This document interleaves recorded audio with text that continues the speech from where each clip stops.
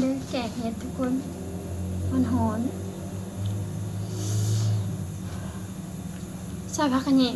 บ่มีไข่ตูหอมคือกันแซ่บคือกัน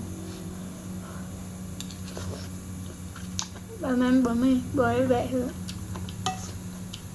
ชอบเห็ดอันนี้นะเห็ดใหญ่ๆเนี่ย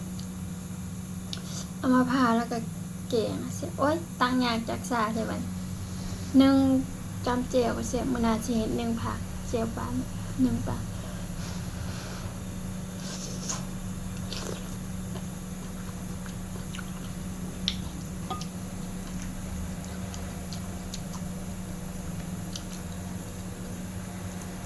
คือโยนะ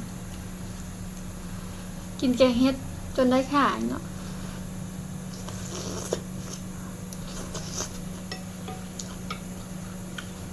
เป็นตะแซ่บ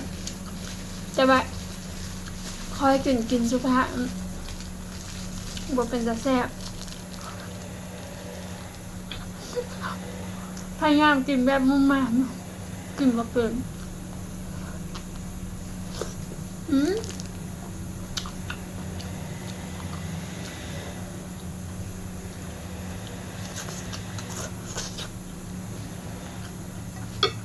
ปลานะเราไปฉีดมาเวลาเราช่วยเฮ็ดแล้วก็เฮ็ดแบบนี้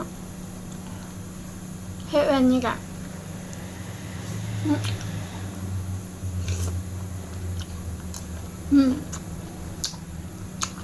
บ่คือร่างปลาค่ะบ่แบบฉีดอ่ะ